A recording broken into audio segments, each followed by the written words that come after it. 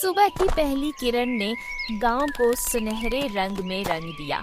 हर ओर हरियाली थी और रघु हमेशा की तरह अपने खेत में मेहनत कर रहा था। बाबा, मनीषा दौड़ते हुए आई।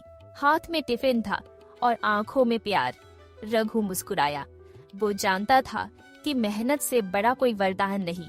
दूसरी ओर श्याम झाड़ियों के पीछे से देख रहा था। रघु की ईमानदारी उसे खटक रही थी। ये आदमी इतने में खुश कैसे है? वो मन ही मन सोचता रहा। ढोल की आवाज ने पूरे गांव को जमा कर लिया। सरपंच बोले, कल पंचायत में फैसला होगा। जमींदार की जमीन का मामला है। रात को जब सब सो रहे थे, जमींदार रघु के दरवाजे पर आया। गवाही मेरी तरफ दे दे। रघु ने उसकी आंखों में देखा। ईमान बेचने का सौदा मत कर। मैं भूखा रह लूंगा पर झूठ नहीं बोलूंगा। घर के अंदर रघु की पत्नी चिंता में थी। हमारे पास कुछ नहीं है, ये मौका है रघु। रघु बोला, अगर मैंने आज झूठ बोला, श्याम और जमींदार ने मिलकर एक चाल चली।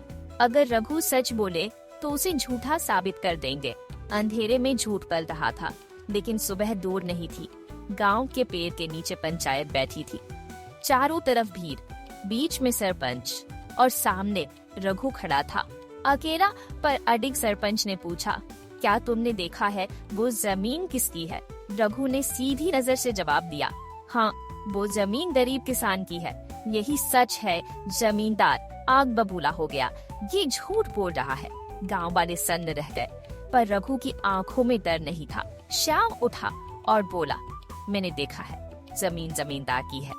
लेकिन उसका चेहरा ही उसके झूठ को चीख चीख कर बता रहा था। भीड़ में से एक बूढ़ा किसान खड़ा हुआ। मैंने देखा था, रघु सच कह रहा है। ये जमींदार और श्याम मिलकर साजिश कर रहे हैं। गांव वालों ने एक साथ आवाज उठाई, सच के साथ है। अब रघु अकेला नहीं था। सच बोलने वाला कभी अकेला नहीं होता। सरपंच ने निर्णय सुनाया।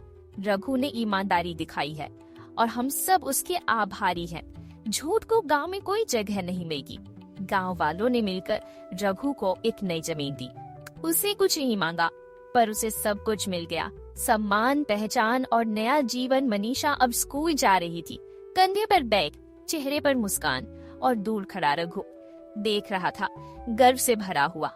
रघु का घर अब कच्चा नहीं रहा, छोटा सही, लेकिन उसमें ईमान की नींव थी। रघु, उसकी पत्नी और बेटी सब अब एक साथ खेत में काम कर रहे थे। सूरज ढल रहा था, लेकिन जिंदगी मुस्कुरा रही थी। ईमानदारी धीमे फल देती है, पर उसका स्वाद उम्र भर याद रहता है। अब रघु बच्चों को गांव में मेहनत और सच्चाई की सीख दे रहा था। वो खुद एक किताब बन गया था, जिसे हर कोई पढ़